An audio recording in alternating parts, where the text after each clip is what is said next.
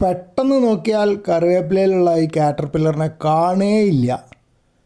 അത് അധികം ഞാൻ ശ്രദ്ധിക്കാറ് എങ്ങനെയാണെന്ന് വെച്ചാൽ കുറേ ഇലകളൊക്കെ തിന്ന് കാണുമ്പോഴാണ്. ഇതിലാണെങ്കിൽ ഇലകൾ തിന്നിട്ടുമില്ല.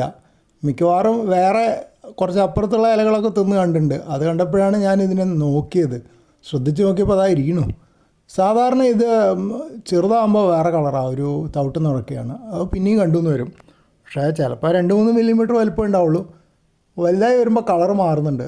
അപ്പോൾ ചെറുതാകുമ്പോൾ നമ്മൾ ശ്രദ്ധിക്കില്ലല്ലോ. അപ്പോൾ കളറില്ലെങ്കിലും കുഴപ്പമില്ല, പച്ച ഇല്ലെങ്കിലും കുഴപ്പമില്ല, അതിന് രക്ഷപ്പെടാം. വലുതായി കഴിയുമ്പോൾ പെട്ടെന്ന് ശ്രദ്ധിക്കുമല്ലോ. ബ്ലാക്ക് കളറാണെങ്കിൽ പച്ച കറിവേപ്പിലയിൽ പെട്ടെന്ന് ശ്രദ്ധിക്കും. അപ്പോൾ അതിനായിരിക്കും പ്രകൃതി അതിനങ്ങനെ ഒരു ഗുണം കൊടുത്തിരിക്കുന്നത്. ഇതിപ്പോൾ ഇതിൽ കുറച്ച് കറുപ്പുണ്ട്. കുറച്ചുകൂടെ വലുതായി കഴിഞ്ഞാൽ തീരെ കറുപ്പില്ല എന്നാണ് എൻ്റെ ഓർമ്മ.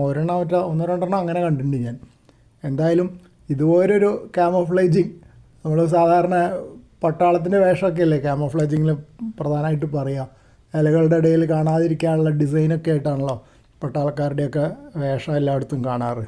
അതുപോലെയാണ് ഇത് ഒളിഞ്ഞിരിക്കുന്നത്.